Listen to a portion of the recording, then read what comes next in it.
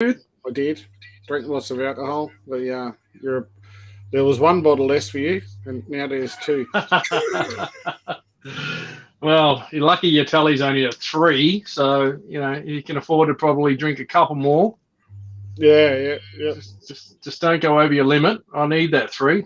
No, promise I won't drink too much at all. I've got the Kahlua on standby. I just got to get the Baileys, mate. Or it'll be one-sided mix for a while. I got plenty of Baileys. I got another 4 litres there. Or it's probably closer to 5. This fresh bottle just got cracked for this glass. fresh indulgence, eh? Inspired you. I'm like, I forgot how yummy that stuff tastes. It's quite easy to drink. Not bad. Why can't I see your stream to your page, Daz? What have you done? I can see it. Morelia by design. Yeah. What can I offer you? Yeah, I can't see it. You sure you're streaming to it? Mm-hmm. Just come up on my page saying live now. Oh, yeah. Yeah, just some shit up above it. Here we go. I found it. Don't worry about me, mate. I'm just keyboard illiterate. Hard to find good help. But I just spilled half a drink in the keyboard before the show, so maybe the keyboard's the problem. It's just a little splash went in. I don't think it'll harm it too much. What could happen? Yeah, not too much. So what do we got on the menu tonight, mate? So tonight we have this little clutch here. Sits a Jag hit pepper paired with a silver pepper. So hopefully we should see some silver peppers and some pepper jags in there. Hopefully. Bred before? This girl a freshie or? Which girl is this one? No, I think she bred last year. Yep. Before, yeah. Same pairing. Yep, same pairing. So yep. that photo I put up of the Pepper Jag came from these two. Yeah, nice. Very nice. Very nice one. So I think, did we cut that one last? Is this the one we did cut live last year? Looking for Pepper Jags? Remember we did one. Might have been. I can't remember, was it? There was one of them I remember doing Pepper Jags. Yeah, because we hadn't hatched any before, didn't know what I was looking for. So it might have been the clutch actually. Yeah, I remember we were looking at Jags and then looking for solid eyes, and a year later we've got a bit more idea of what we're looking for. Yeah, I reckon. So got a few people in the house. Charlie Deeb, as always, he must just wait there. Like I reckon he stalks 8:30, just sits there counting down the seconds. Click, first in as always. Yeah, Chris Brown, how are you, Chris? All right. Matt Loveridge coming in from YouTube, mate. That'd be your YouTube because YouTube still hates me. Piece of shit. Peter, g'day, Peter. Always in from the mountains. Yeah. Evening from Mackay, Michael, via holidaying at Bribby Island. Well, I don't know where that is, but it sounds a whole lot better than where I am in Penrith right now. I reckon. So this is another one of those beautiful clutches, where we talk about eggs going off. You can see the one in the picture down the bottom. I'm just in last day because no one wants to look at our heads. Go big.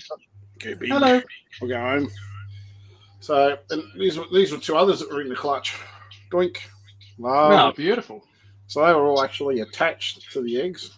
So I left these ones here, down the bottom here, you can see. So these are actually still attached. So take them off here. The moral of the story? Yep. Just leave your eggs alone. Leave the eggs alone. So, see this one here, a bit of mould on it from where it was attached to one of those. Yep. So, still going strong now. How many we got? That's a good size clutch. 2, 4, 6, 8, 10, 12, 14, 15, and lost 3. So nice. Yeah. Richard Hudsbeth. G'day, mate. He's becoming a regular again. Good to see him back on the scene. Hey, see you, Richard. Mr. Muz Williams, what's cracking, old boys? Man, we are cracking for old boys. Mate, as hard as we can crack, we're cracking. we're cracking. We've decided to have Christmas drinks tonight, so Brent and I both have a A girl's drink on standby. Girl's drink. Not that there's anything wrong with that. I inspired Daz. I came in hot with one half consumed, and Daz just ran to the kitchen instantly and dumped me. It's like, see ya, going to the bar. Bar's open. It's bar o'clock. This one, he's got a pretty good cut, so we may as well get stuck into this. What's the bet, Daz, before you get too excited? Oh, what's the bet? I'm going to call, right, that in this clutch, it's either win or lose, right? So I'm going to call that there's 2 Pepper Jags in this clutch. Well, what? That's it. What if there's 3 or 1? You lose. No, there's more. That's a bonus. So 2 or more. Yeah, 2 or more. There should be. There should be. Oh, do you want me to... That's a shit bet. Oh, okay. What's yours then? You can't play more types. We could do Pepper Jags. Go Jags. All right.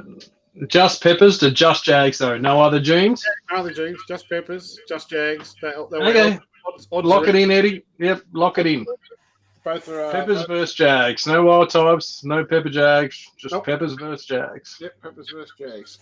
All right, Team Jag. You're three down for the update, so we'll see how we go after. All right, and I'll give you the courtesy of picking which egg you want me to cut open first. Oh, mate, I just go with that one you're with, mate. That's just get it off with a wild type or something. No way. There's a Jag in that. Looks very dark. No, they're all probably going to be pretty dark, I'm guessing. Ledger Chapman, g'day, mate. Braden, g'day, mate. Yes, best of luck, Daz. And cheers to you, mate. Everyone's having a cheers tonight. Nick, g'day, mate.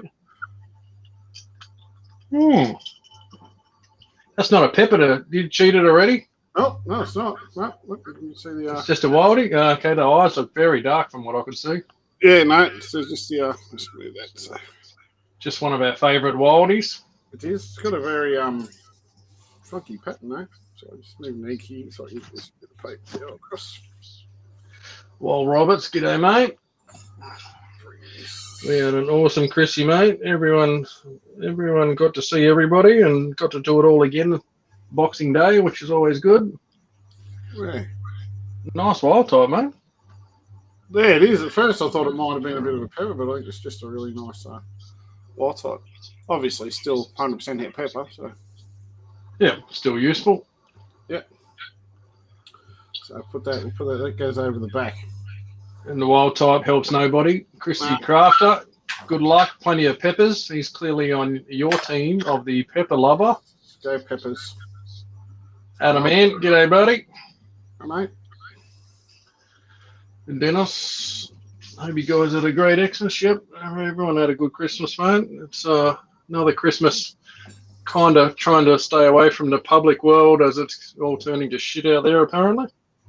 Oh, Pepper Jag. Might not help either of us, but that's a cracker, whatever it is. Yeah. No, normal eyes. It's a Jag. Oh, bingo! The Jaguar. 1 up. I'm off to a loss already. I am writing this on my score sheet. Jaguar 1. Yeah, you're right on your score sheet. Mate, that's got a heavy Murray influence in it, hadn't it? I thought that was right up Pepper Jag alley. Yeah, there's that typical blue head I keep talking about. Yep. Yeah, definitely. It's very, very silvery eye. Wow, very nice. Nice Jaguar, though. Oh, very nice. Welcome on board. Put that over on the Jaguar. B side. That goes over on the B side. Oh well, your call. Let's just let's even these eggs up a little bit so we can go that stinky looking one top right, second in that you said that looks like it went under a waterfall. Did towards the end as the eggs start to get ready to hatch, they shrivel up. So this one shriveled up and got a bit of water drip and just sat in it and created that. So it's on Brent before. So little crater. Little crater. Mr. Yort Bowman of Bowman Baseball Cards wants to know how you keep the mold spreading to them all. If it's alive inside, it generally doesn't spread. Good eggs stay good. Yep. Bad eggs go bad from the inside out normally, not from mold coming on them from other eggs. So you can see here where it started to go off there. Yep. Certainly the water's had an effect on it, but yep. Happy, healthy hatchie.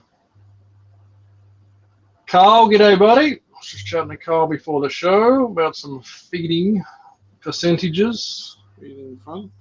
Good to see you've got some food cracking out there, mate.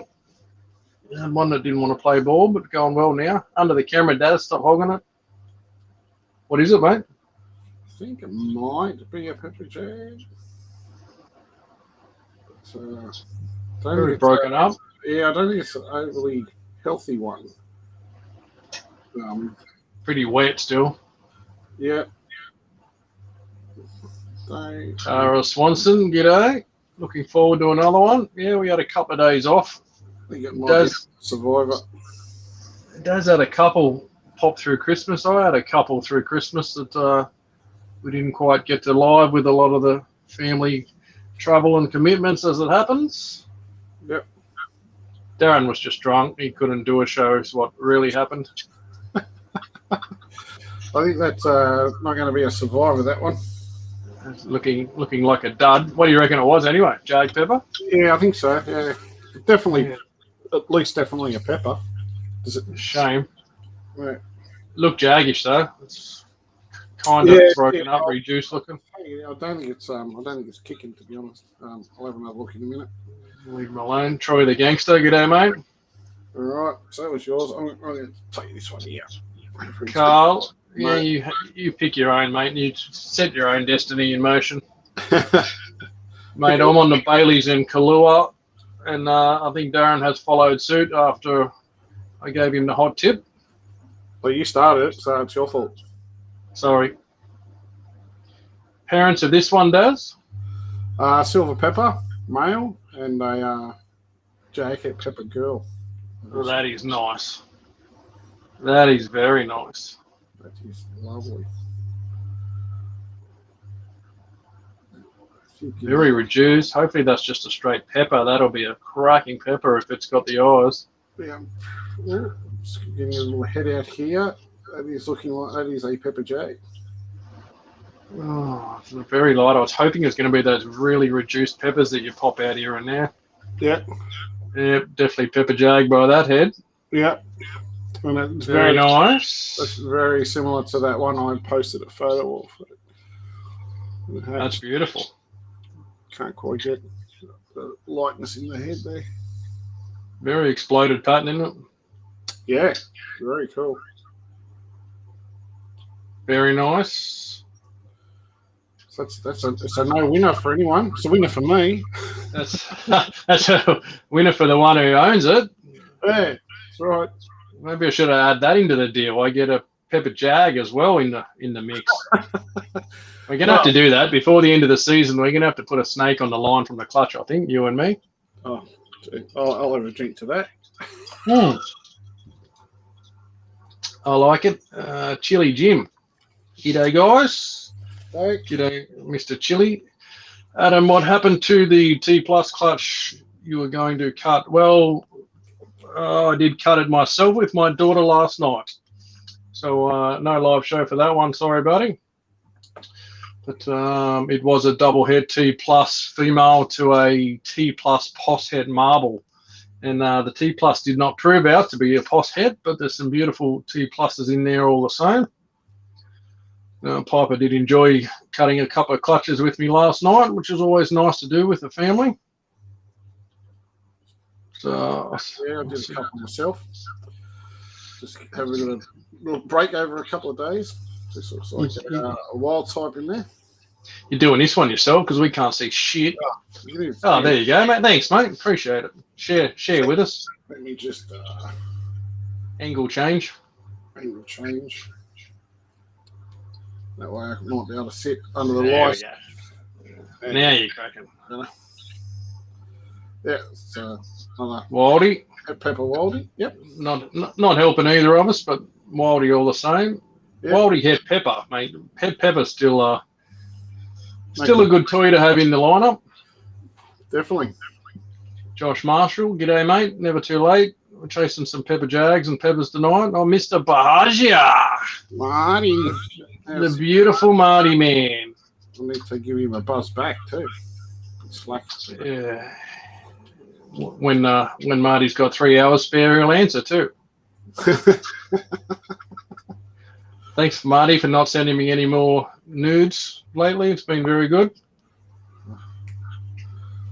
Jaguar. Another Jag. Straight Jaguar. Yeah, straight Jag. I'm going too Bingo. far. There we go. That's number 2 for the Jaguar team. Very nice. You must have insights into these eggs, I reckon. Mate, you picked it. I had no say in it. You gave me what you wanted. So if you want to keep giving me bottles of Baileys, that's fine by me. Let's see if we can change the odds.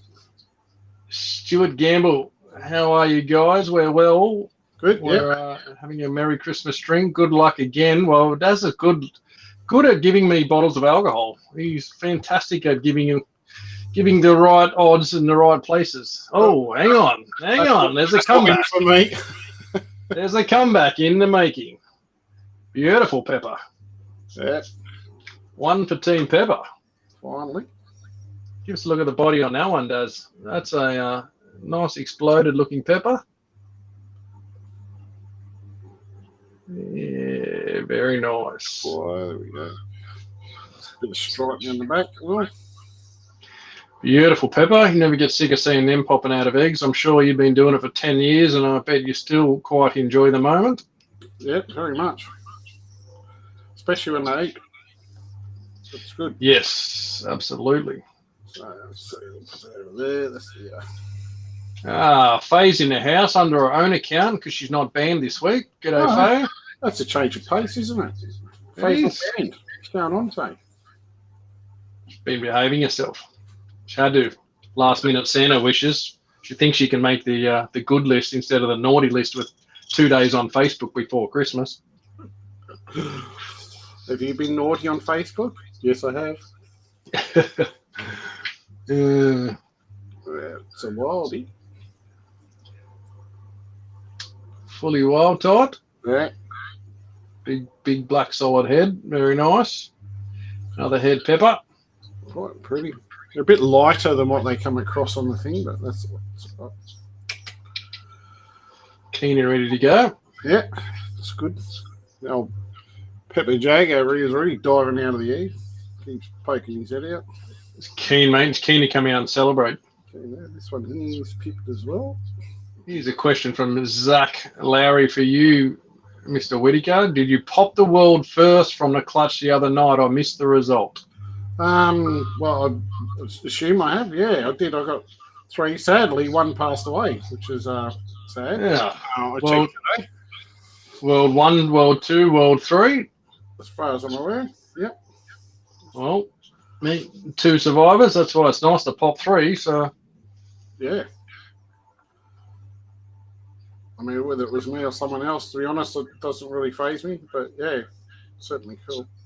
It's always nice, mate. Very rare to see world first. People don't quite realise how special they are. Most people will never see one in their life, sadly. So bloody fantastic effort pulling out those all in one clutch. Yeah, and this is a pepper. If I can. It's a nice light one too. Yep, yeah. Straight pepper. Yeah, I'm just trying. I just got a glimpse of his head then. It's buried right down here in the middle. And suddenly we're back to 2-2, mate. You're off to a little lead and you pulled it straight back on him. Yeah, it was not too... There's your head.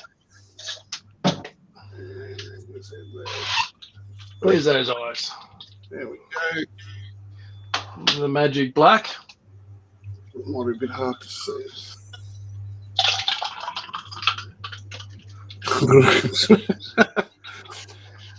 Sound like someone was taking a leg, didn't it? Oh, dear. With ice Pepper cream. number 2. Pepper the second. Good too. Oh, look out. I might be able to drink another one of those bottles. Back to two. Kurt Jaspers, g'day, mate. Okay. Mr. Tanks by Congo in the house. G'day, mate. Amy Nicole, it is Pepper time. He's pulling him out of his butt from everywhere right now. What's going to be? Egg number, whatever. Don't say another Pepper, please. Oh, okay. I'll find another egg then. Stop it. How do you get these streaks going where you just pull them one after the other? That's a Pepper Jag anyway, mate. You're dreaming. I think you might be right. Faye Rankin says she's an angel. So you'd be... In person, on Facebook. Dun, dun, dun. I don't know. I'll defend Faye there. I think Faye's too honest on Facebook and tells people exactly what the truth is, and Facebook's just not ready for the truth quite often. Yeah. People get butthurt. Sadly.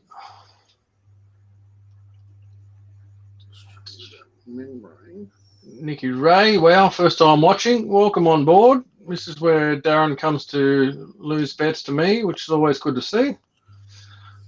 Sure, I think. And also, we cut some snakes occasionally, and hope to see some cool hatchies. Camera Daz, come on, bro. Sorry, I think this one's deformed. Oh, So it's the null and void. Yeah, I think, or is it? Oh, yeah, there we see a little bit of deformity there. The tail. Yep. Bit of that curled up, bubbly looking. Yep. Not cool. It's still alive, so it could just be the tail. Not the greatest result though, sadly.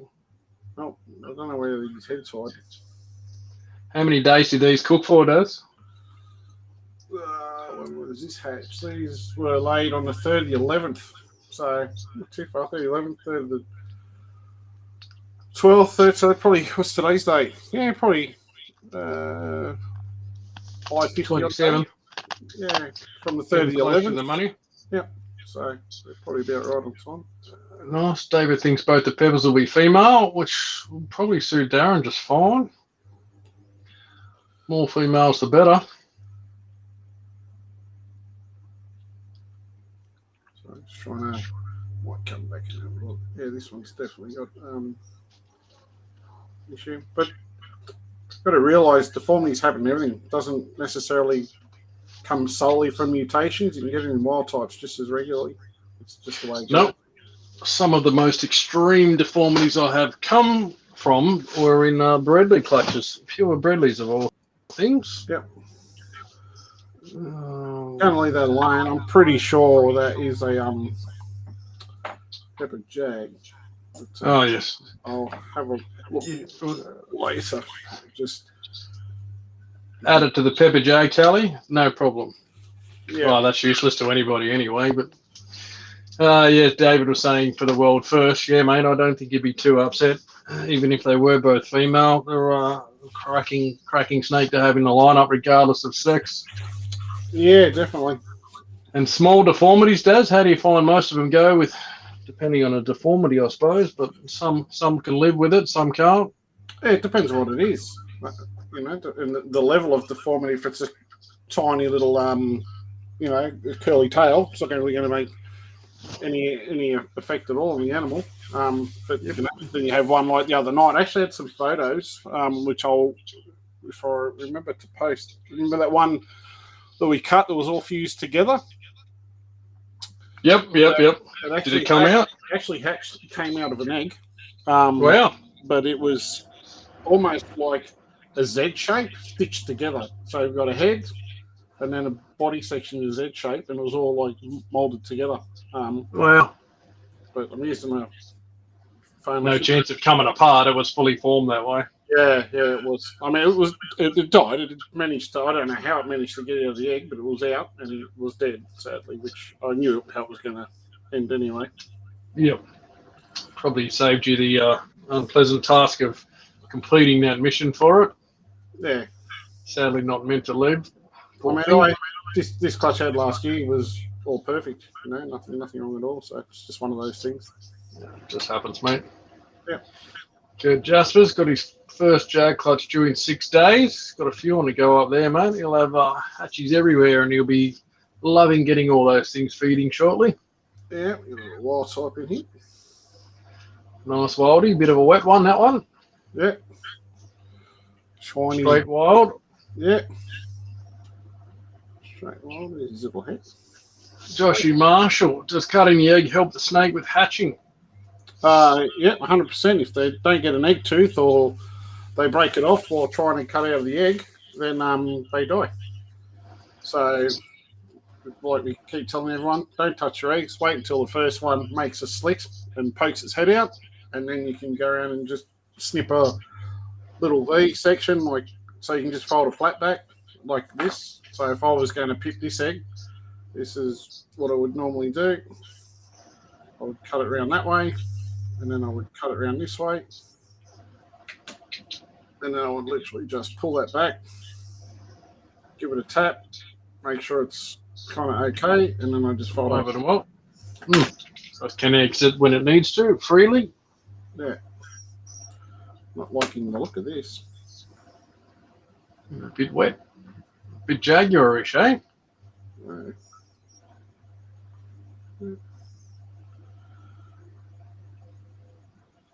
Straight jaguar. I cannot tell. I think he's necked himself. Got tangled up in there, has he? Still alive though, as you can see. So he's still there. His head's down there, but his umbilicus is like wrapped up around here. So kind of don't want to play too much. So much. Nope, I still didn't make it any better. Cannot see his head. It's buried down there. Well buried, very wet. So still wet, and that cord not in a greater spot. Not a great scenario there. Needs some more time in the egg, maybe. Yeah, we'll leave him there for a sec, and we'll come back and have another look. So, check those two out. 3 to go.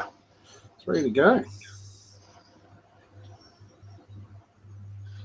Yep, David saying he knows what I mean about feeding now. So far, 2 from 14 with his little spotters he's got over there.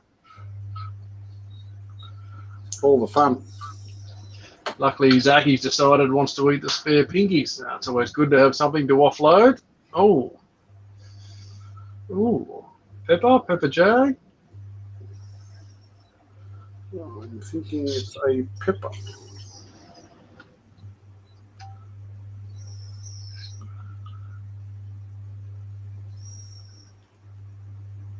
Very wet. Yeah, I was going to say, the last couple have been fairly wet for a few that were really sucked in and ready. Yeah, I'm not sure why, but Another day or two won't hurt them sitting in the incubator. well, there we go. There's a head.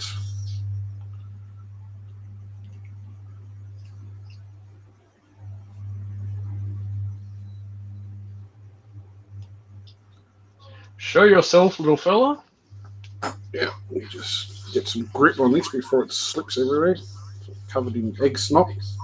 Bit of traction. Yeah.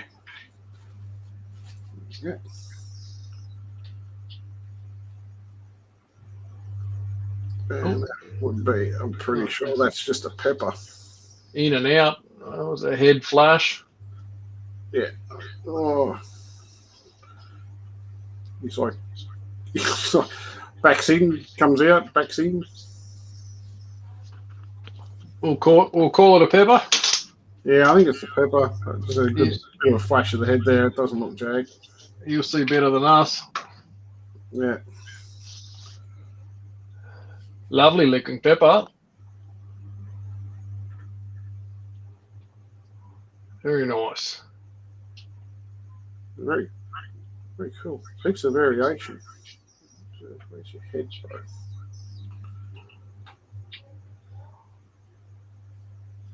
It's buried right down the bottom, eh? What is it? Gone shy now, mate. He darted out and went straight back to bed. I think so. I'm gonna try a different method with this one. All my snake's heads seem to be down the bottom. Half time change ends. I'm going to turn it over and cut it on the bottom. See what happens. Risky. Well, you snuck ahead, mate. You're 3-2. Peppers versus Jags. Got to win at some point in time. Finally, the comeback's on. What do we got? 3 left. 2 of them are going to be Jags, just to get me back in front. 2. Let's go, Jaguar. No, let's not. Let's go. Ledger's got a question, but you'll need to PM Dazza at Morelia by Design or Darren Whittaker to talk about money things. Yep, that's a Pepper Jag. Beautiful. That's what we came to see. Look at the pattern on that. That is crazy. They are absolutely gorgeous. That is some crazy broken up X's, dots, Z's. Very wild pattern. Very nice. That one's ready to roll. Look at him go. He's ready. Yeah, his buddy over here is doing the same thing. He's got his head poked out. They're like, hey. And he, hey, kids. Pepper Jag, meet Pepper Jag. Might be lovers in the future. You never know. Who knows? Who knows? Anything can happen in Snake World. Yeah, it's lovely.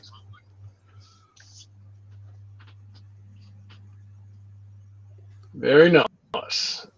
Cool. That's 3 of them.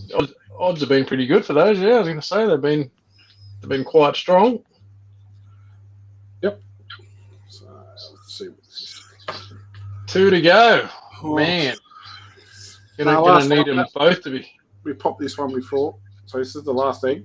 This is it. Wow, I need a Jaguar to square it up. Wow, I've never been this far behind. One down with 1 to go. Make sure I'm in. So you can all see. Oh, it's not looking good for you. Bring the pepper. Be good odds if it's a pepper. It's looking good. Pepper to me. And there's a little head. He's poking himself out there. Boink. Show yourself. Black eyes. Bingo. Very good odds on the peppers in this clutch. There you go. Outstanding. Very nice pepper. Number 4 pepper. Pepper's kicking butt. What, 4 peppers, 3 Pepper Jags? Yeah. Finally. I win something. Finally. No. Well, it's about right numbers for out of 15 eggs, though. Yeah. It's not too bad. It's good. You just dodged a lot of the less common, less desirable combos, I suppose you say. Yes. So which was this was the one. So that sorry, just trying to see what was what here for a second. Another pepper, maybe. This one. What was this one? That was the one we were looking at. It was twisted. Pepper Jag, wild type. That I think that might be dead in egg. Jag.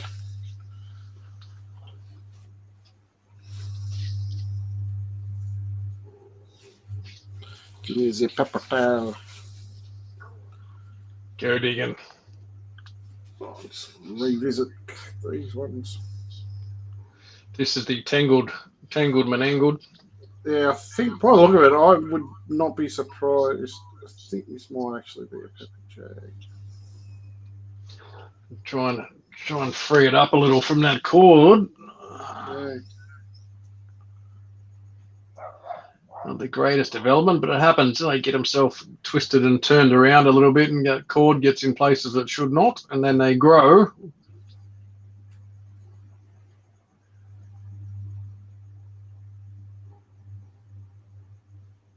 Go digging Matty Travs. G'day, Mr. Painter Boy. When's the Moonglow clutch? When is the Moonglow clutch? Due on the 1st. First will be 60 days anyway. To see if it actually comes on its own.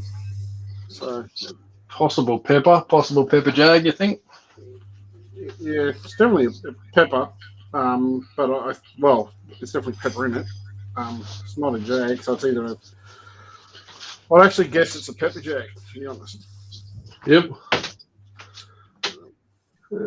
Clutch 13. Oh,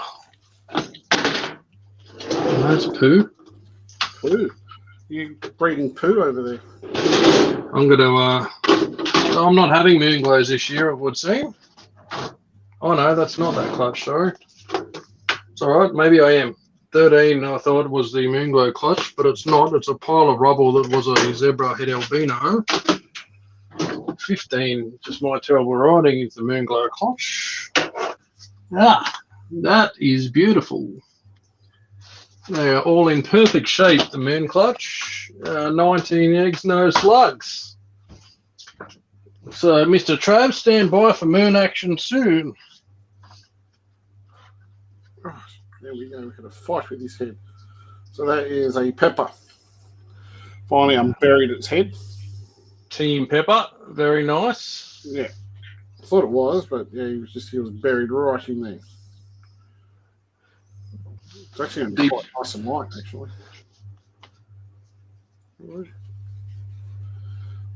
Done well, mate. That looks like there's a few nice peppers in there. Yeah, it's plenty of variation. It's obviously a lot easier to identify them accurately too when they're out of the egg, when you can see the whole body, your head, and everything without trying to dig them around too much.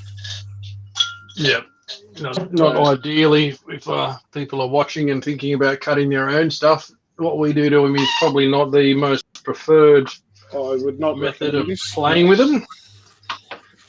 So there's much like the eggs in the incubator, they are best snipped like Daz showed and left alone. Furthermore, leaving alone. Yeah, definitely. You just want to pit them, fold the little flat back, give them a gentle little prod, make sure they just move, fold the flat back over and forget about them, and come back when they are all out. As long as there's a hole for them to get out, just wait a few days and they'll come out on their own. Some will sit in the eggs for a few days. They'll happily sit there. Don't drag them out. Don't rush them out. Just let them come at their own pace. Oh, they'll get there. Sometimes needs a little bit of patience deployed, but they generally get there. I mean, unless they're tangled, like that one who was in the cord or deformed, they get out when they're ready. If something's not out in a couple of days, I'd be doing some digging, but generally they will get it done themselves just fine. Definitely. So, that's all right. So there's at least 3, maybe 4 pepper jags in there, and a couple of peppers, only a couple of jags. So it's nice to get a bit of variation. It's pretty good. Very nice, very nice. Finally got some things that are actually like odds that are lining up in the correct sort of numbers. Yes, a lot more on track after a little bit of wild type domination early. Yeah. So I do have another clutch to show. One that pipped and cut earlier. On the pip. So over the last few days, I did have a few more clutches that are pipped, but due to Christmas and New Year's, Christmas Eve and family and all that other sort of stuff, it kind of wasn't good for a show. Brent did hit me up for a show, but I was over at my parents' place and didn't get home till too late, unfortunately. Dad's responded with, "Yes, we'll do that show tonight," and I was like, "That was yesterday, you dickhead." But thanks for the offer. Yep, he did. Dad up to speed with the 24 hours later reply.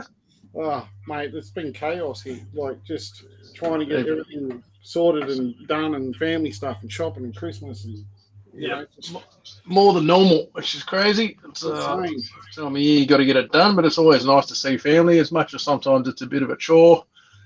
It's nice to go and see some that you just see once every year at Christmas, which is pretty shit, really, but I guess you make that effort to see them when you can. Yep. It's always good. Matty Travs ended up with 3 Zebs, 2 Albs, 2 Wilds out of Caramel Zeb Girl. From me, lost 1 egg. Shame he didn't get the albino Zeb, mate. Yeah, pity. Yeah, hopefully that other one I sent you up, you got feeding and got going well. It's just pissing me right off. So hopefully you had some better joy with it. It's funny how that happens, isn't it? Very, very rare. Matty Travs would have one of probably 2 or 3 snakes that have ever left my place not feeding perfectly. But I was done with it. I said to Mr. Travs, you can take on this project from here. Yep. With his own experience in getting things feeding, so he can. Certainly wouldn't palm it off to a inexperienced person, but Mr. Travs can handle it. Yes, Sunglow Zeb would have been nice, mate. Albino Zeb, Sunglow Zeb, but ain't the odds God, sometimes not so cool. Definitely not. Brett Moy says, when are you going to show the After First Shed show? Oh, we should do that. I'll just pile a whole heap of. Can you quite see them if I just drag myself over here? Down the bottom here, all these skinny tubs, they just got loaded up with a whole heap of pure het peppers today. Setting some up in the tubs. There's a little, there you go. Shed one. These guys are the pure het peppers. I'll just bring my screen bigger again. Beautiful after a shed. Yeah. Back to the normal looking skin, not that big, thick, shiny egg skin. Yep. So there was not having much success with sex ratios. There was 25 of them. Yep, 25. 15, Yep. 15 boys.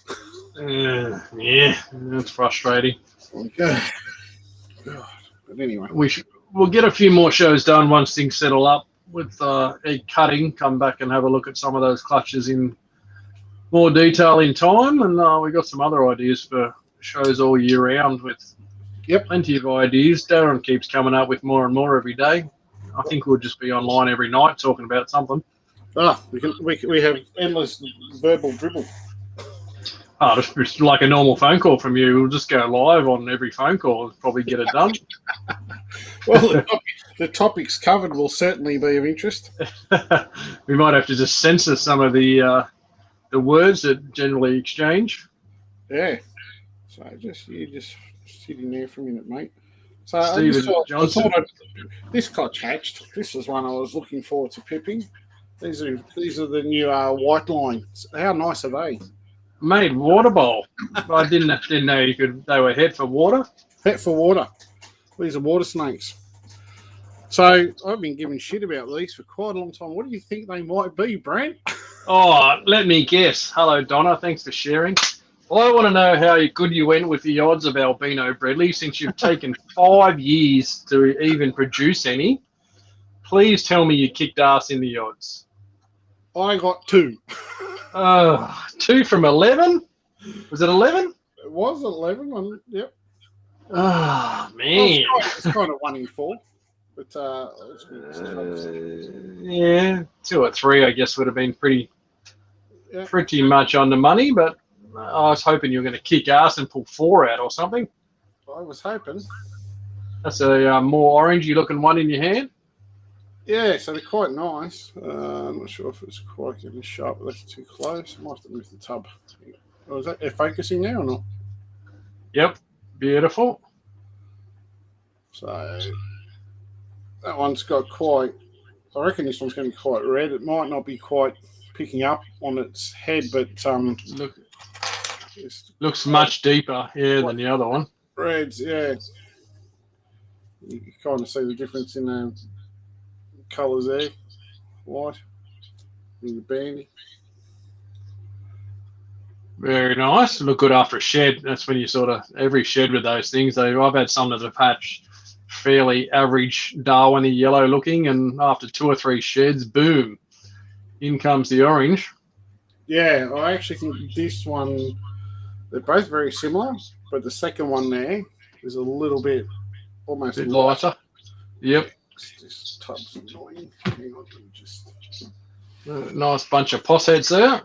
Shove that. Yes, quite some nice ones in there actually. Get any really dark stuff? I had a couple of clutches where I got those really dark wilders. Yeah, so I'm very happy to get a couple of albino Bredli after 17 years. Congrats, mate. Congrats. Long time coming. Mate, you're in the game finally after that brilliant idea you had 6 or 7 years ago. Yeah, it would be. From when you first made them to Well, actually probably not that long in it. Well, the idea's that old, but the actual process probably 4 years. I should have backed myself. I kind of had the thought that it would produce what I was kind of hoping, but just many other things going on at that particular point in time. So, yeah, I didn't muck around with it. I went full steam on it. Very nice. Sexed them yet? No, not yet. Sex them now, mate. Sex them live. Let's see your skill. Boy and a girl will do you perfectly. Boy. Bingo. Mate, I had so many boys. The first year I bred them, four from 4 on boys. Absolutely devastating. Let the odds be kind to you after being patient and show us a girl. I hope so.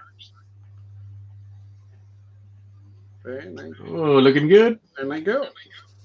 Bingo. Very nice. A beautiful pair. Very good, mate. Excellent result. Very nice. But you're correct. Some of the you'd almost think that some of these were hypos. Some very light looking. Yeah, I don't know if it'll quite come out in the camera here. Let me just try to. A bit of the Darwin influence coming in.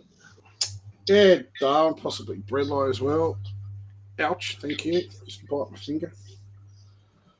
So couple of them ready to feed already. So you can see there. You see, like, one here is quite really light. Dark one on the edge there, the right side. This one here wants to eat my face off.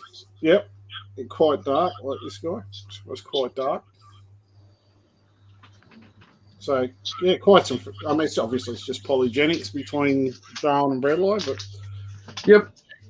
Poss head albinos. So.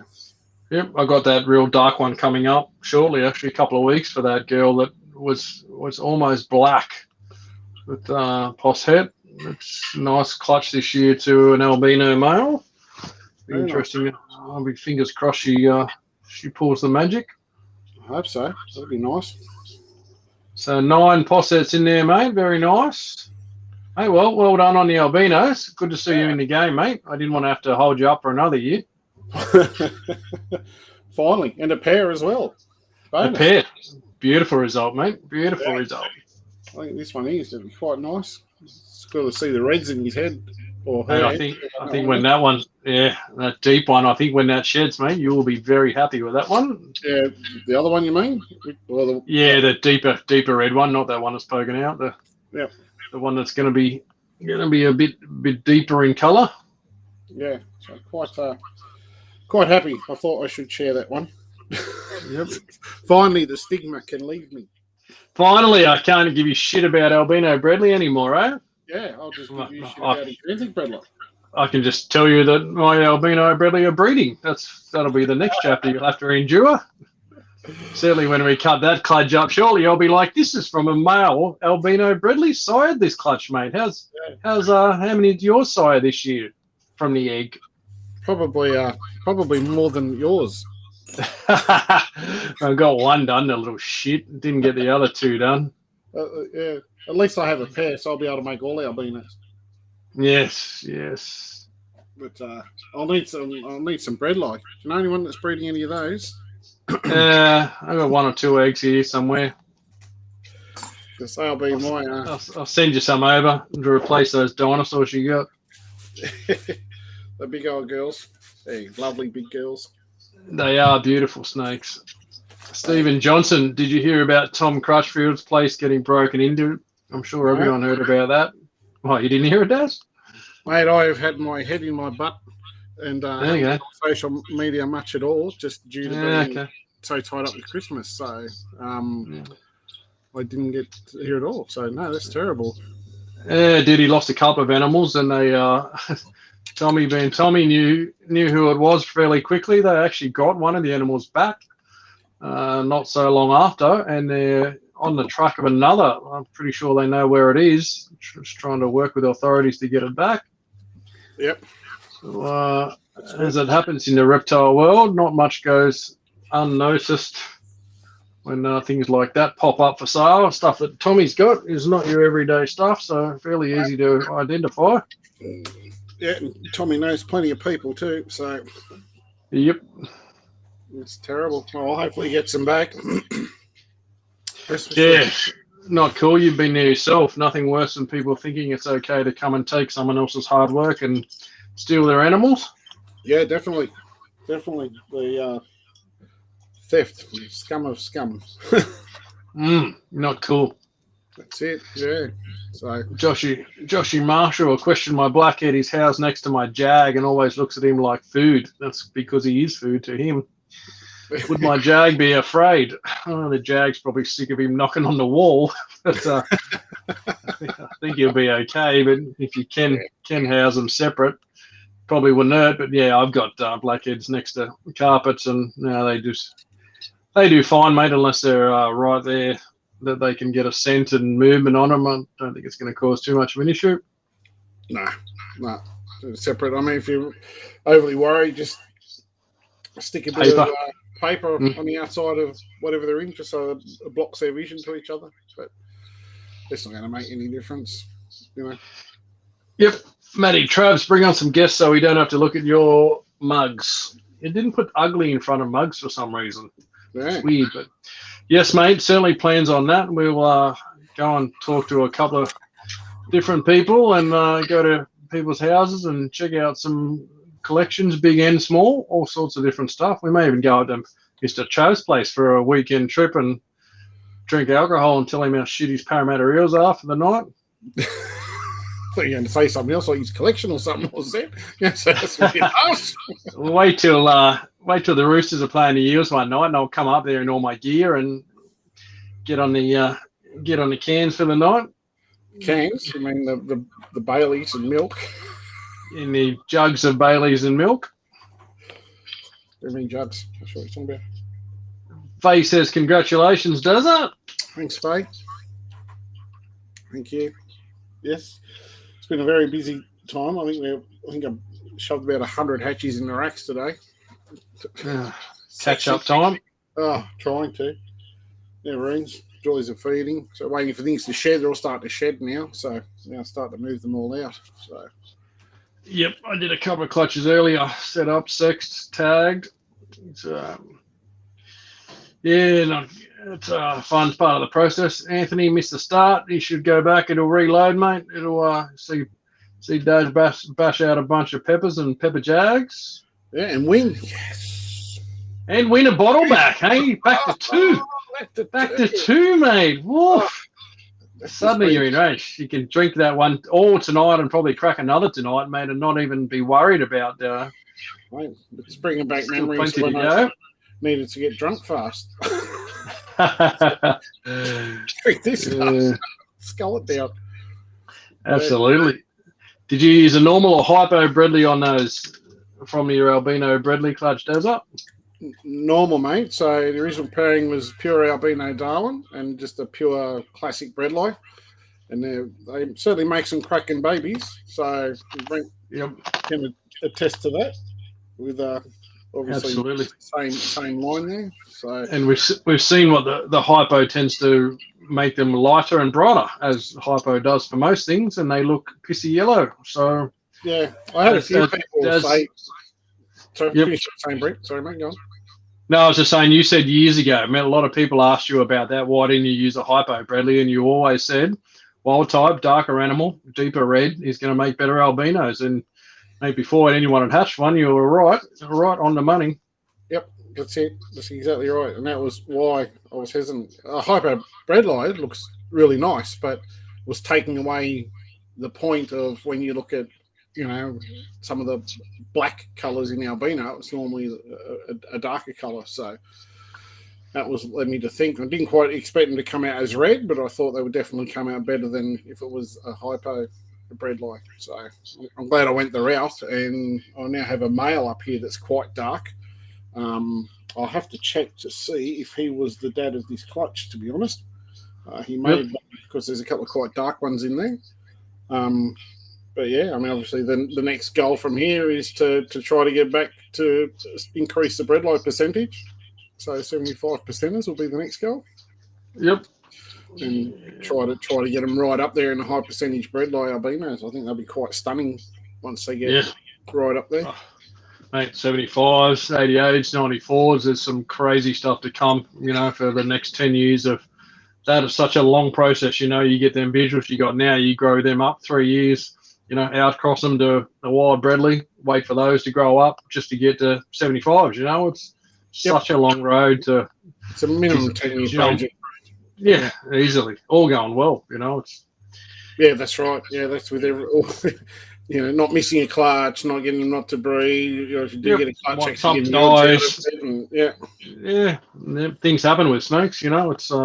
I had my absolute cracking best caramel zebra jaguar from that freaky clutch head exanthe die this week. I noticed it hadn't eaten for 3 or 4 weeks, and I noticed last week big swelling around the heart, and I went, oh god, it's probably the only third one I can say that I've had over many years of enlarged heart, but I knew something wasn't right with it. It was always a great feeder and just gave up. Yep. And very quickly from last weekend, I saw it and thought, bugger, unfortunately there is zero you can do with that condition. Nope. So I thought I'm going to have to deal with that one. Sadly, do the not fun job of putting that one to sleep. And Shree found it, passed away on Tuesday morning. So it saved me the displeasure of it. Unfortunately, gave Shree an extremely unpleasurable job of getting that out of the tub after it must have been sitting there for a couple of days. So from Sunday when I saw it to Tuesday, it had certainly not gone down a good path. You walk in the room and straight away. So, no, not cool. I got a phone call for that one. It wasn't a nice one either. Yeah, so, it happened. Very sad. Seen it a few times with myself. So, tumours, random things that just happen. Like, it's something you see more often with obviously quite a large collection that you would compare to 10 or 20 snakes. It's something you probably wouldn't see at all, if at all. Yep. But, when you've got enough animals in the collection and breed and produce enough and hold them back, you tend to see these things. So, absolutely. I remember Brian Barczyk saying outside of hatchies, just in your adults, you'll see 1% to 2% per annum, knocked off from something, some type of medical disaster. And, when you've got 300, 400 snakes, that might be 4 or 6 snakes a year that you're looking at falling off the other side. So it's, you start to see a few odd things over the years, but it's just based on numbers. Not everything goes perfectly forever. So you see the bumps, the lumps, the tumours, the some things just mysteriously just die. It can be an organ failure. I've had things pass away, delivering eggs. It's stressful times, and sometimes a heart failure or things can just happen, which is very frustrating. But it's no different. I mean, look at yourself, mate. Perfectly healthy, drop dead on the floor. You can die at any moment. Trust me, I've done it, and I'm back. But it's that is the luck of the draw. Some things just don't go to plan. Some things just and like me, there's no explanation for it either. As much as you can be in total control of your snake and think it's perfect, its diet's fine, its habitat's fine, everything's absolutely perfect with it. Bang! It can just drop away at an instant. So. Yep. Lots of problems. Yep. Brett Moy, with your sex ratios, do you prefer a 50-50 split or female heavy? I like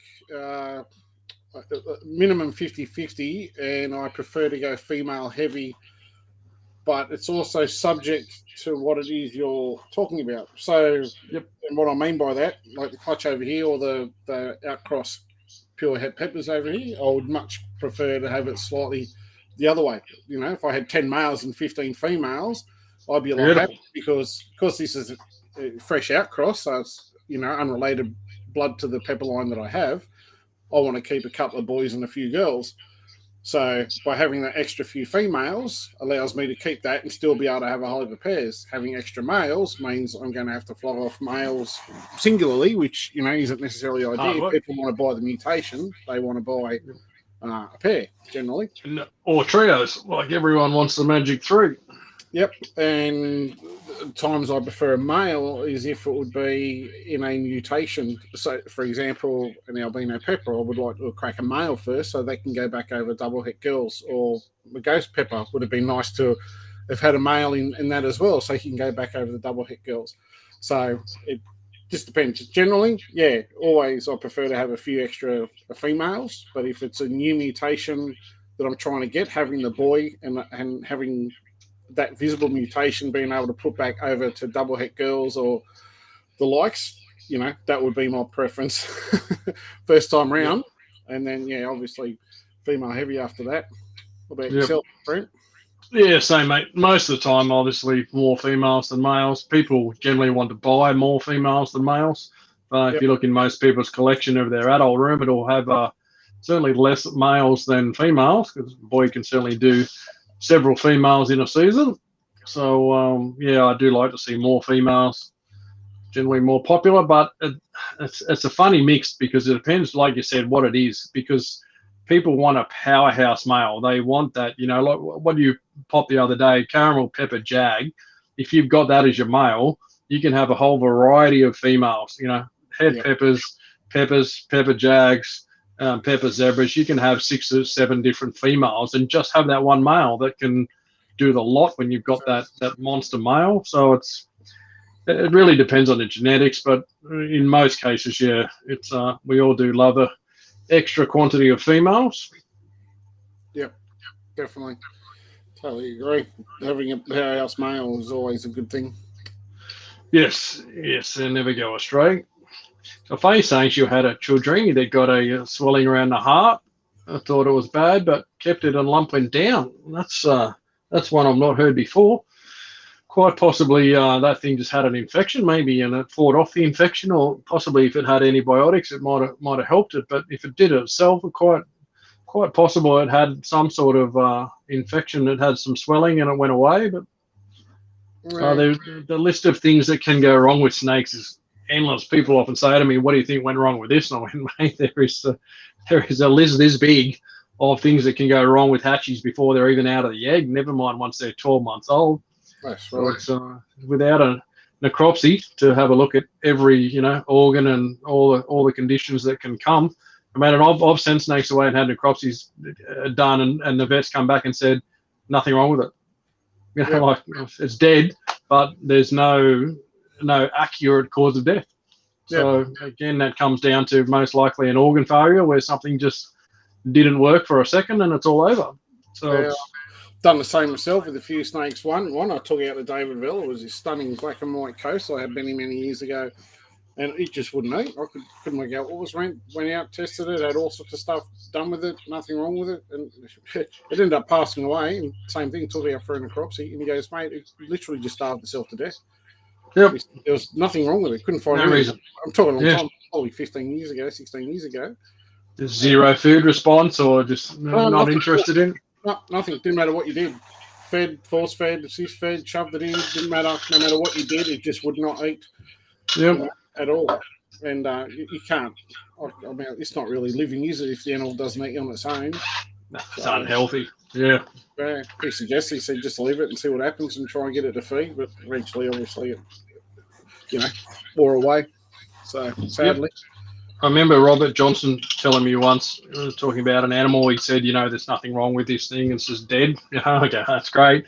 But he said there's one thing you can't tell from a necropsy, you can't measure the stress of a dead animal. So he said, that animal was one that was laying and died. And he said, look, there's no blockages, there's no reason this thing, it wasn't egg bound, it's probably just got to a point heavily stressed from the process of the egg laying, and something gave way. It's well, it can happen with birds. You make a loud enough noise and scare a bird, it'll just have a heart attack and die. Dead. Yep. Simple as. Yeah. So it's not simple as. Absolutely. Tara, mate, question for you, Daz.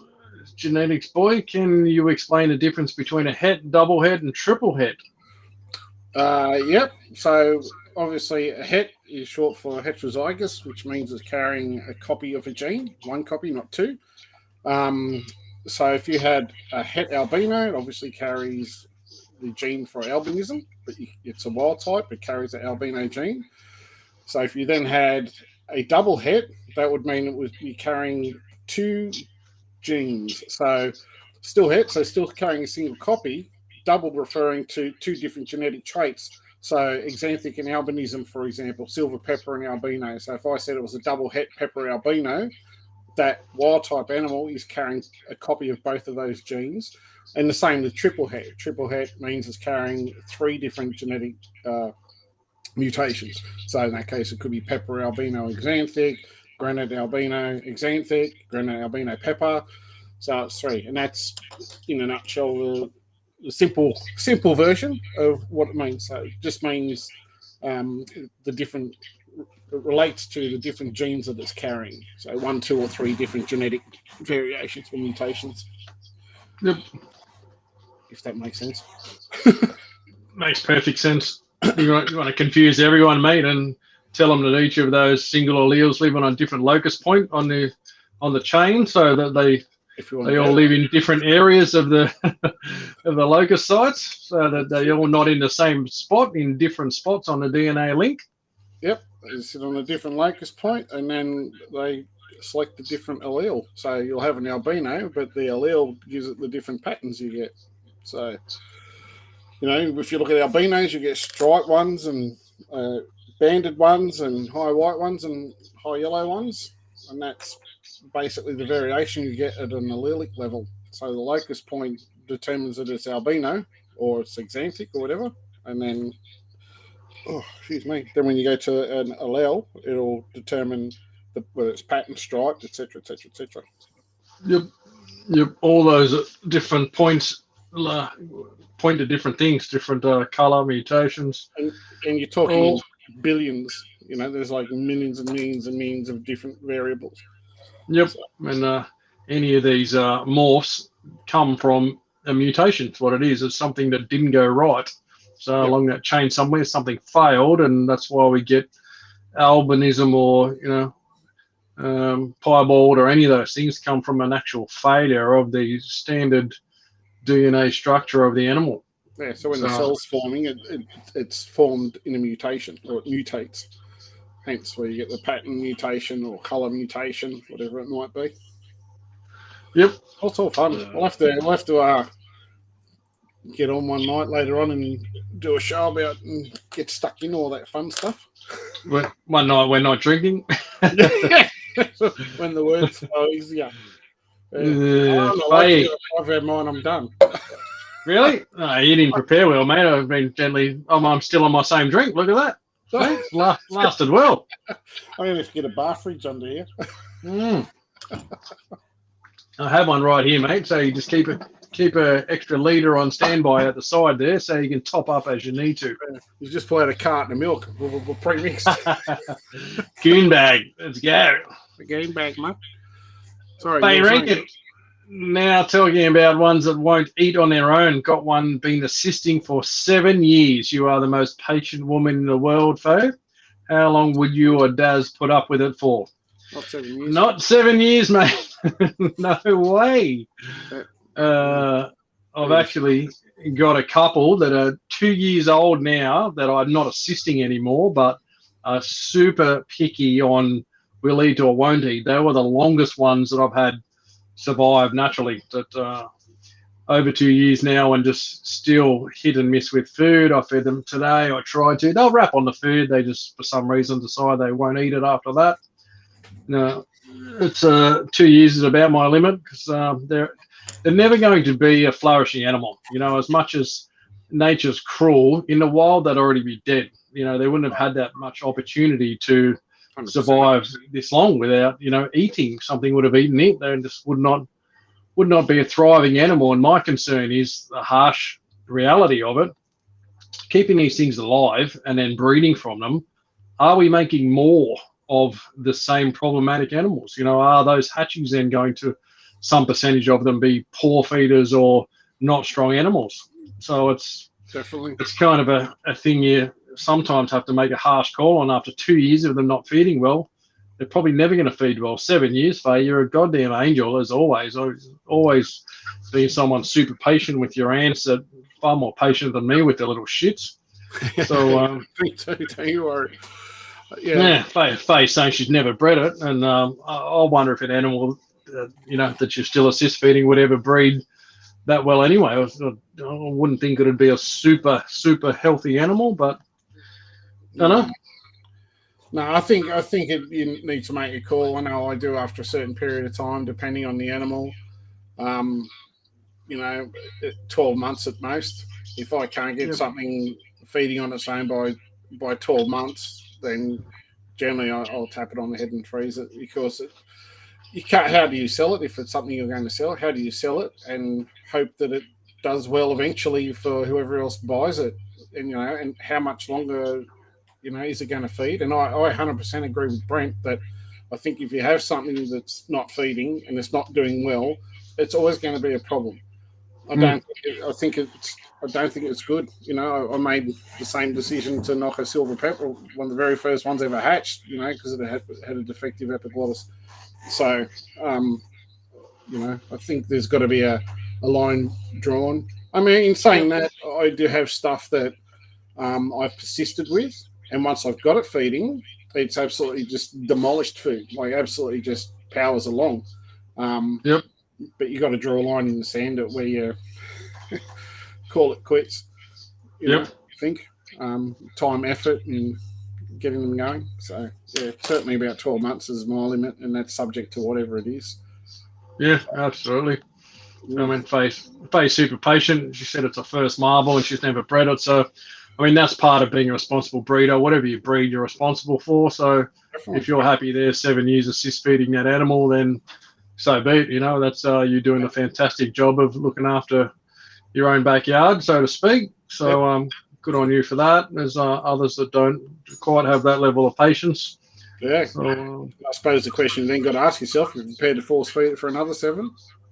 Yeah, for zero outcome. But mate, if you're happy just to keep that animal alive and well, and it's a pet, I guess at some point, if you could get the thing feeding well enough that you could, it's not about the money, but if you gift it to someone, is it, as long as it's going to be a healthy animal and they're not going to have issues with it forever, then you always find a home for a snake. There's no problem with that. But yeah, definitely. It's, you've done well for 7 years, Faye. Good on you, gold star. Absolutely. So, Robert, so if you only go for mutation in pigment, why do the physical abnormalities appear, like the lung tissue problem in Lucy's? Some of the mutations come on more than one locus point. So I guess whatever's tied to, if you look at those Lucy's where you got super jag, whatever is linked to those alleles lining up for super jag also causes the lack of lung tissue. So people are always talking about we can outcross things and improve things, and that's certainly true in some things we've seen, where that I think like with the albino max, we've seen that albino gene there, and we've outcrossed it to other things. The albino gene's passed on, but the abnormalities that were stuck in that small DNA pool, the albino gene passed on with the outcrossing, but you could get some animals without those problems so much. But I think when you're talking about super jags, whatever it is that causes the super jag when those alleles come together, it is linked. It's on that same allele point as the lung tissue problem. So you can never have the jag gene or super jag gene on anywhere else without having those lung tissue problems. So they're stuck together. Whatever makes super jag makes the lung tissue problems. And it's the same with jag. Whatever makes the jag makes the neuro issues. So they're always there. People always say, I have jags with zero issues. There's a lot. I have some that have very limited. I would never say I've got a jag that's got absolutely 100% neuro free. I can get jags that are near perfect, and you put food near them or breed them or stress them in a certain way, you'll get neuro. You'll see it. You'll see in the way they move. You'll see in the way they react to things. So it's whatever is linked on that same site as the jag gene will give you neuro gene. So it's, unfortunately, some things are linked and you'll never be free from it, and no amount of outcrossing will fix it. Yep, that's right. Even you see sex-linked things, all sorts of stuff. There's gene-linked paradoxing in animals overseas where you can only get albinos with paradoxing. There's all sorts of stuff. So it's called linking. In there's different ways it's done, but they're basically locked together. When you get one, you get the other, whether you like it or not. And you have to prove it out. And there's obviously with Jags in particular, there's been tons and tons and tons and tons of work with them and outcross them and into new bloodlines and stuff all over the world. Right. Yep. It is what it is. Whereas things like the albino Max, albino Ollies with their eye problems and all that stuff in the past, they're outcrossed, and obviously they're able to strengthen the lines from doing that. And proves it can be done. So it just depends. Good question. It depends on the gene, but yeah, people have often asked about that and said, "Oh, someone's got to crack one day." And I'm like, no one's ever cracking one day. It's no. You know, you look at that Jag gene; it's been passed out into every single morph around the world, in every single line.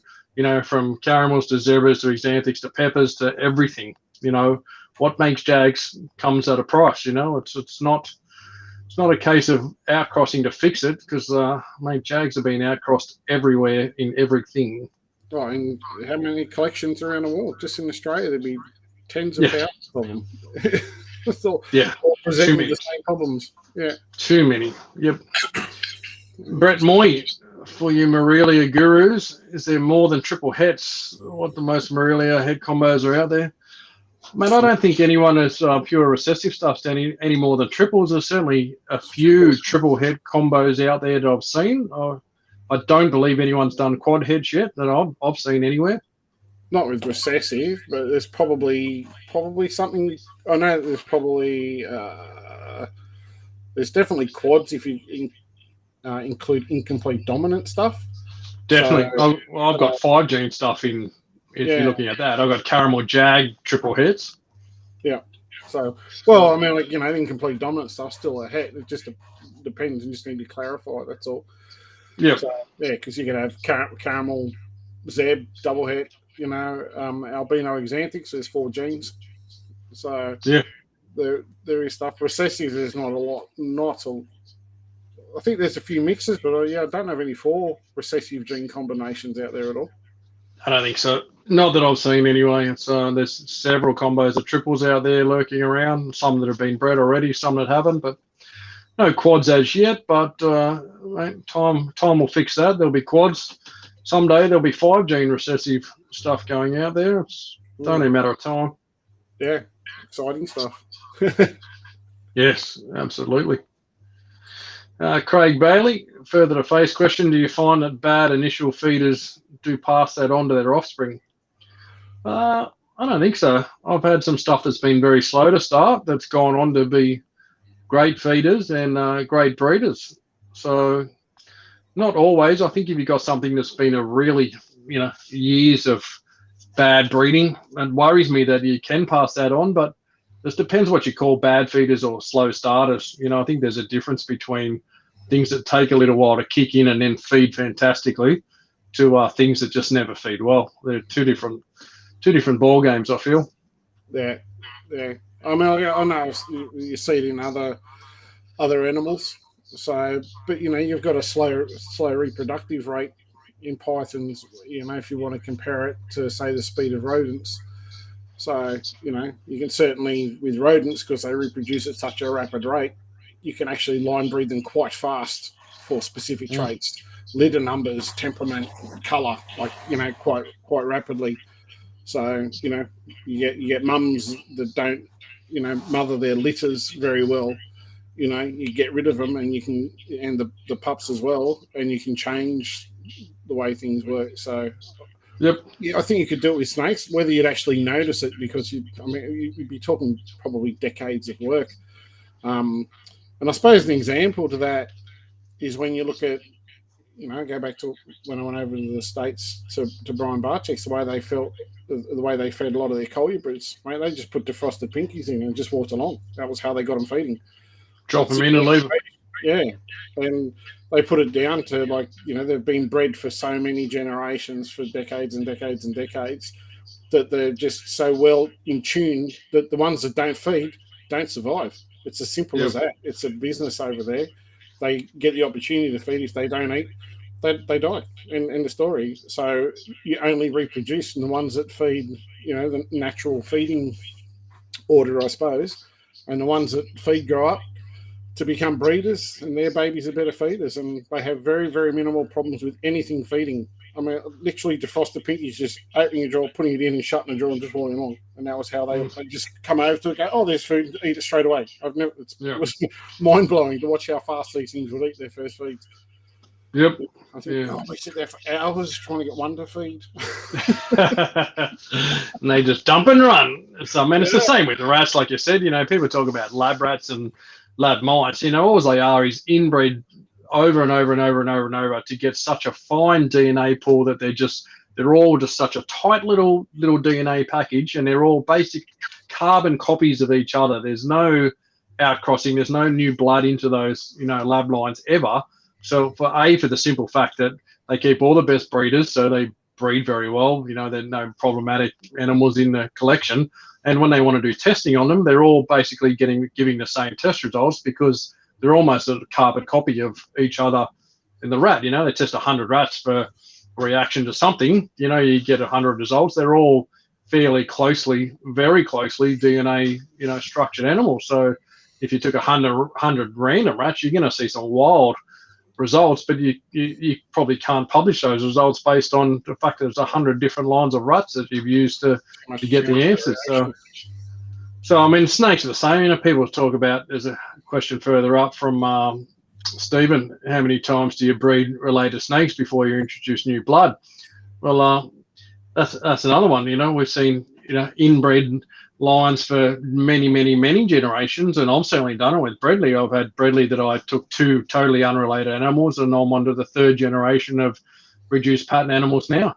And although I've kept animals, the sisters and brothers, outside that line and then brought them back in together, they're all still from the same original 2 parents as such, So it's, they're not out outcrossed in any way, because anything that's polygenic is basically line bred over and over and over to try and improve those traits, and all that is reducing options for the DNA and the alleles to line up on other areas. So you're basically getting striped animals over and over and over, or super light or reduced or whatever you're trying to get. You're basically taking out all the other options of the DNA to get those animals. So, So sadly, with reptiles, it doesn't seem to be that much of a problem, but saying that, with genes and mutations, as we've discussed, everything gets outcrossed due to the fact of making your double head, triple head, quad head combos. Any of those new things get certainly mixed into other things soon enough. So we're seeing, as much as we're creating more morphs in animals, you're also opening up that DNA pool and outcrossing as you go. Yeah, so you're going to see most of your inbreeding, so to speak, when you're line breeding for a specific polygenic trait. That's where most of it comes in. But failing that, most of it you're outcrossing. Yep. So as soon as you get an albino pepper, what are you going to do? You're going to outcross it into something else. Sure, you're going to have pepper blood in it, but you're going to bring another gene into it, which means you're then outcrossing it again, and so on and so forth. So, yep, it's fun, and it hasn't really been massive issues, I can say. For line bred animals. Bob Whitty line bred those Darwins for how long? 20 years. And what do you know? No issues with them. Just more Darwins. Yep. More nice white coloured Darwins. Joshy Marshall, I've been assisting my marble for 7 months. Yeah, mate. That's, no, 7 mouths. 7 mouths. Seven-headed snake. See, my auto brain correct fixed that. 7 mouths now. Hey, that's a lot of mouths to feed. Yeah, I reckon. You're doing well. I was just watching a video earlier of a 2-headed snake eating 2 mice at once. Yeah, 2 mice. Well, there's a bit of congestion in the neck area. I remember there was one at J Brewers. I saw a 2-headed thing, Thelma and Louise, and the guy there was telling me they have to feed them separate. You feed one head, let it get down before you feed the other head, so you don't get that traffic jam in the neck. It's a digestion problem. You wonder if one gets the shits because the other one says, "I ain't giving you." So I give it to me. Why does he always get it? Give me a bit of that. Yeah, it'd be painful. Man, I'm glad that they're not laces with 2 heads. Bloody hell, I have enough trouble trying to separate them when they're separate now. Never mind 2 heads that can get to each other. It'd be an all-out war. I am. This is. There we go. Mr. Townend, how are you, buddy? Anyone seen the blue-eyed Lucy from Alex Leith? If it's still alive, any theories about the blue eyes? I don't know, mate. We did talk about that on the show when it first popped out. It'd be bloody fantastic to see something, but as we thought, zero updates. I would guess that it never got out of the egg and never got going, but we don't know. I'd love to see if someone crack something new that worked, but yeah, because there was Jag in that, you probably find it was a carbon copy of itself, so to speak, and it produced a super Jag as such, polycystic Jag, and I'd say it died. Just as we talked about, it got two copies of that Jag gene, although there was only one Jag parent. It's very possible to get both copies of the Jag allele from one parent, so you're basically getting a super Jag in a normal, what should have been a normal Jag in the clutch. I've had it with zebras where you get super zebras from one parent, generally mutated and not in good ways due to the massive disaster of genetics that goes on board in the production of that animal. Yeah. But, a lot of stuff happens at a cellular level that we don't see or understand for us normal reptile herpetoculturists, so to speak. But you talk to the geneticist gurus, the guys that know what they're talking about, and they can go, "Oh, this has probably happened," and you can just go, "What? What did I just read?" You know, and there's some crazy stuff that can happen. But yeah, in this case, the simplicity of it would be a carbon copy of itself. It's just different to parthenogenesis, where a female will lay its own clutch of all females, basically carbon copies of itself. This is a proper egg that's been fertilized, but got two copies of one parent from instead of one copy from each. Is how it works. Yep. Mate, here's a question from Nick that you'll have to answer, Daz, because I don't know about these things. Where did Xanthic in the Bredley come from? Coastal blood. Yes, mate. Yep. My line that I've produced from, is from Lark's line. It's actually from a ghost from Lark's line. They produced the Xanthic in mine. Has anybody else got them? Joe Ball's got them too, doesn't he? Joe does. I would imagine it would be Lark's line as well, I'm guessing. Yes, I'm pretty sure Lark's line mixed into his. Yeah. So that's where they come from. Yeah, I saw a bit of a debate about someone talking about albino MDs or something or other on Facebook today. Everyone going, albino MDs. Oh, they don't exist, you know. Right, pure albino MDs don't exist. They're all mixed blood with Darwin's. So as is pretty much everything in carpets is albino from the Darwin line. Yep, 100%. So, Craig Bailey, cool name, mate. I hope he drinks Bailey. Snakes now don't seem to have as food driven initially. Now it's what they were 20 years ago. A lot less speed response. I don't know, man. I've got some that just eat perfectly. I don't know if 20 years ago they were any better or worse. Possibly I'd agree that back then it was probably just all wild types. You know, they were just pure species and possibly less mutation. Mutations probably, some mutations get blamed for, you know, having less feeding response. So I don't know, Daz, you bred snakes 20 years ago. What do you reckon? Yeah, I think you probably nailed on there. There was certainly a lot more wild type stuff around then. And certainly a lot more. I mean, you know, you go back 20 years, 15 to 20 years before albino Darwins or anything, and Darwins were known as being as crappy as jungles were, in terms of their temperament. And I put it down the same thing. There was a lot wild caught. So, for example, the reptile catchers up in the Northern Territory, if they were on a call out, whatever they caught, they could actually keep and do whatever they wanted with. It didn't have to be released. So a lot of wild stuff got brought into collections. But when albinos came in, obviously suddenly the Darwins that were wild caught, most people have gone into albinos and they've all been line bred and crossed. So suddenly, you look at Darwins as a whole now, they're quite a calm, placid animal. I mean, I've had some Darwins that would just rip your face off like they were complete arseholes back in the day. But now they're gentle giants. You know, most of them are quite placid. I mean, there's always an exception. So I think it's probably two things. I think mutations has brought more line breeding into captivity, regardless of what it is. So I think you're getting a more placid snake, if that kind of makes sense. So therefore, they're probably getting less. Like I notice that sometimes in albino Darwins, I'll get some that are a little bit feisty, and they'll get feeding. And I've got other ones. It does not matter what you do, you cannot get a response out of them whatsoever. Like they just do not care. They're just like, no, I'm just going to cruise around the tub. I don't know what that is you're slapping me in the head with. I don't care, not interested. And you get a zero food response. So, yeah, I probably wouldn't totally disagree.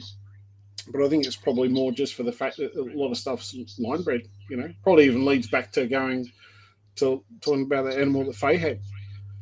You know, force feeding for 7 years, or 6 feeding for 7 years. You know, where's the feed response? And once again, that's a marble. So, you know, something that's being a genetic animal.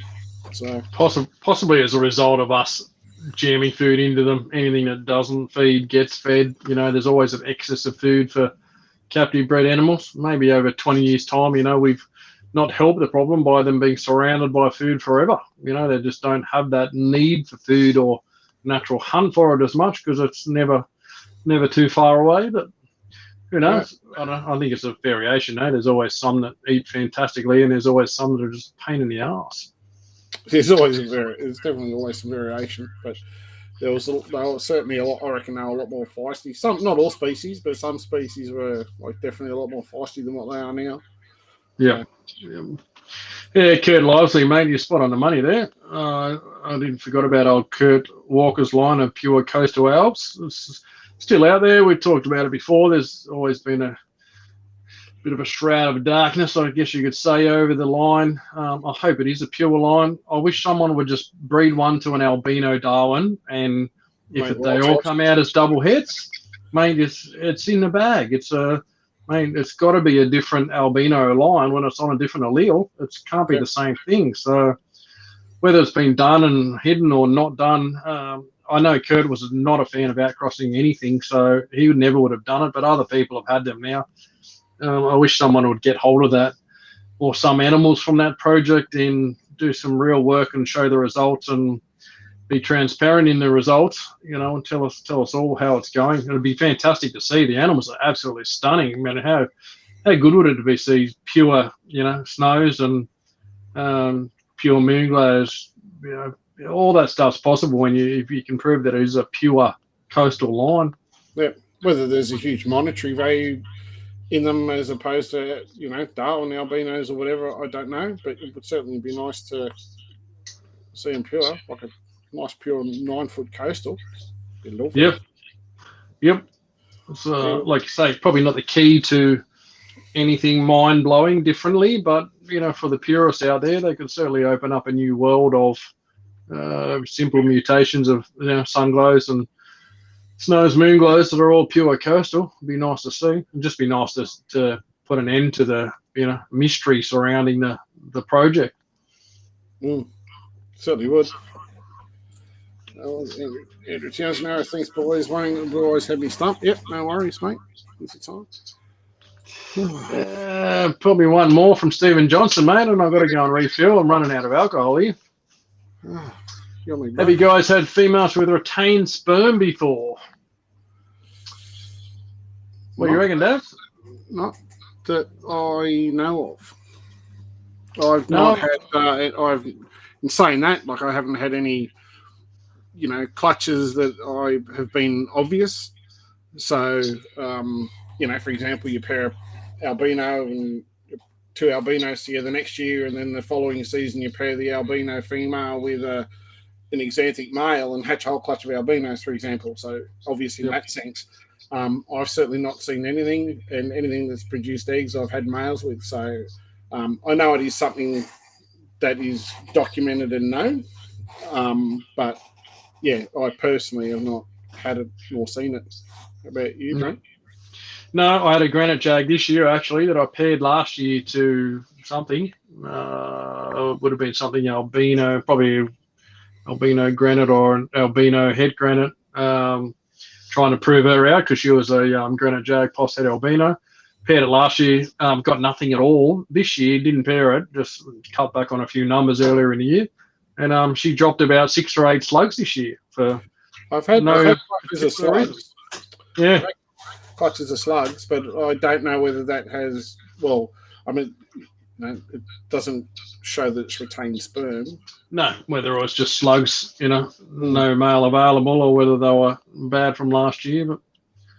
But I know our mate Dave Raptor had a female that he hadn't paired for years lay a clutch of eggs that were healthy. I can't remember what the end story with that, whether he thought it was retained sperm. I think they all ended up being all female, so it's probably more of a patho clutch than a retained sperm clutch. It was a clutch he let maternal, and I think he only had 5 or 6 good eggs, that ended up surviving. There was more laid, but most of them went bad for some reason. But I'm pretty sure that ended up being a patho clutch, not a retained sperm clutch. Yeah, because for those that don't know, the females actually have a gland that secretes a fluid that allows the sperm to live. So sperm doesn't survive very long outside the male, but in snakes, so they can actually retain the sperm and keep it alive. Because I kind of said, how can they do that? I didn't understand it, so I did some research on it, and that's how they do it. So they actually produce a chemical that keeps the sperm alive, so therefore that allows them to reproduce if they can't find a male the following season in times of hardship or whatever. So it's like a backup plan if something goes wrong. And an example of that could be bushfires. We had bushfires that decimated, the poor koalas.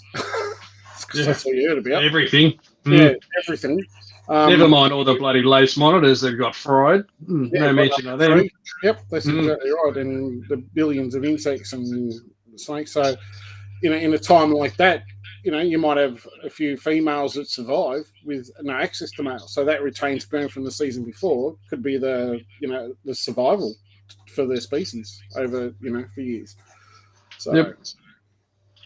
Yep, definitely. And got a little Ziploc bag tucked in there somewhere that keeps it safe for next year. Yep, certainly does. Bit like that Boris Becker story back in the day. Oh. You don't know that story? I probably do. I probably just can't remember it. If people can Google that at home and find out about that. Young girl who saved some of Boris's sperm and tried to impregnate herself with it. Ah, right. Yeah. She managed to stash some in her mouth for a couple of days and saved it for a later event.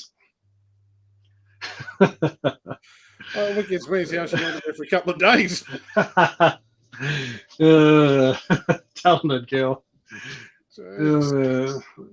Anyway, well, that might do us for tonight then, mate. It's good to see you got some albino Bredli out and a few more Pepper Jags. Very, very happy about the albino bread line. A couple of Pepper Jags, yeah. So perfect match pair of albino Bredli, even better, mate. It took me years to get female, so you doing it first year kind of shits me a bit. Good luck to you, mate. Still a couple of years behind, mate. Still a couple of years behind. Yeah, mine lay eggs and stuff. It's funny. Mine do. Look, I got babies to prove. Look, there's eggs right beside them. Look at that. Look at that. Fancy that. But anyway, mate, thanks everyone for jumping in and watching. Brent, if someone's looking to get in contact with you, how do they find you? KHP Reptiles on Facebook, Brent Smith on Messenger, or the webpage. You can send questions through khpreptiles.com.au. And Mr. MBD. Yep, Rally by Design on Facebook, or myself on Messenger, either one. And obviously Instagram, Rally by Design, and YouTube. So don't forget to like and share. Subscribe, hit the bell, ding, ding.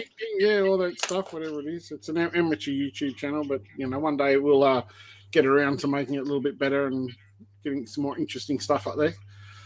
But for anyone, I hope everybody had a lovely Christmas, and I hope everyone has a fantastic New Year if we don't see you beforehand. You got any clutches due come up soon, Brent? Or I do. There's 2 or 3 there that are close. So a couple of small ones, and there's one that zebra one is a total pile of rubble. Will be nothing, but there is a couple. We might get back. I would say so before New Year's. If not, we can have another after New Year's Eve party drink after that. Absolutely. I'll get a bar fridge and be a little bit more supplied next time. Get a goon bag, mate. Get yourself prepped up. It might start off quiet, might get messy towards the end. Could be an interesting question time. It could be. We'll maybe screen share some of those Boris Becker events. Or maybe not. All right. Well, thanks, guys. Thanks for dropping in, and we'll see you soon on the next one. Thanks, guys. Thanks, guys. Night.